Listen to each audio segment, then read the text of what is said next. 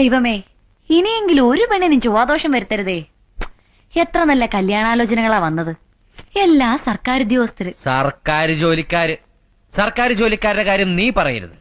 സർക്കാരിന് തന്നെ അവരൊരു വലിയ ജോലിയായിട്ടിരിക്കുക. എനിക്കിത് വരണം.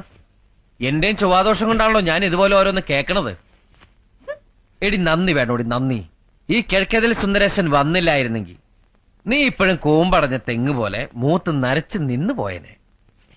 അന്ന് നിന്റെ അച്ഛൻ കൃഷ്ണൻ. ഓ, ഇപ്പോഴും എന്റെ അച്ഛൻ കൃഷ്ണൻ തന്നെയാ. ആ കൃഷ്ണൻ, കാട്ടുവള്ളി കൃഷ്ണൻ നിന്റെ മുഖത്ത് നോക്കി പറഞ്ഞു, നീ ചത്താലും മറക്കരുത്.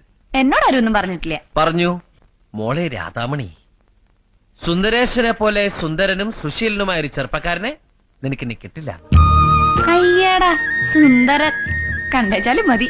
ആ അതെടി ബോറടിക്കും. കല്യാണം കഴിച്ച മാസങ്ങൾ കഴിയുമ്പോഴേക്കും ഭാര്യമാർക്കെല്ലാം ഭർത്താക്കന്മാരെ ബോറടിച്ചു തുടങ്ങും. എന്റെ ചേട്ടൻ